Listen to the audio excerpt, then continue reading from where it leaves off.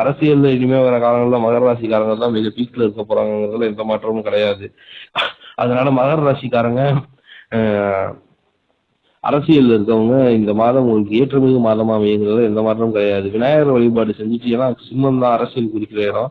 அந்த சிம்மத்துல கேது இருக்கனால விநாயகர் வழிபாடு செஞ்சுட்டு அதுக்கப்புறம் தேங்காய் உடைச்சிட்டு பிள்ளையார கும்பிட்டு அதுக்கப்புறம் போய் நீங்க எலெக்ஷனுக்கு சம்மந்தப்பட்ட வேலைகள் செய்ய ஆரம்பிச்சீங்கன்னா உங்களுக்கு அது வெற்றியை கொடுக்குங்கிறதுல எந்த மாற்றமும் இல்லைங்க.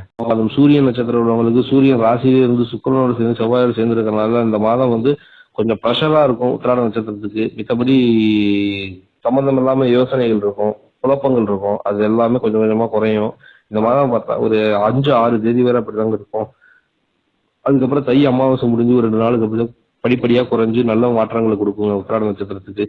திருவோண நட்சத்திரத்துக்கு சந்திரன் டெய்லி கிராஸ் ஆகிறது 24 மணி நேரத்துக்கு ஒரு தடவை ஒரு கட்டத்துல இருந்து ஒரு கட்டம் மாறிட்டு இருக்கிறதுனால சில கொஞ்சம் மனசு பறக்க விடுவாங்க, சிந்தனைகள் பறக்கும்.